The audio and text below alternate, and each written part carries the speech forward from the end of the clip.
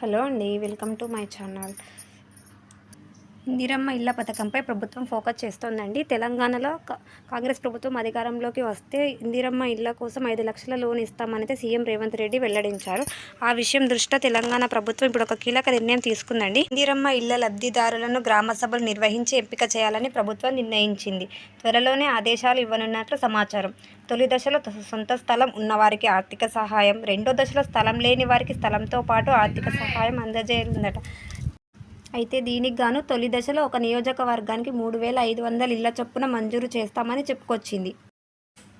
ఈ లబ్ధిదారులకు 5 లక్షలను 3 విడతల్లో వాళ్ళ ఖాతాల్లో జమ చేస్తామని సీఎం రేవంత్ రెడ్డి వెల్లడించారు. దీనికి గాను ఏటా 4.5 లక్షల ఇళ్లను ఎంపిక చేస్తామని చెప్పుకొచ్చారండి. లబ్ధిదారుల ఎంపిక కోసం మార్గదర్శకాలన్నీ సిద్ధం చేశారు. ఈ దసరా పండగ నాటికి ఇళ్ల పథకానికి శంకుస్థాపన చేస్తామని సీఎం రేవంత్ రెడ్డి తెలంగాణ ప్రజలకు గుడ్ న్యూస్ అయితే షేర్ చేశారండి. ఇంకేందండి, ఇల్లు లేని వారికి మాత్రం ఇది ఒక గుడ్ న్యూసే కదండి.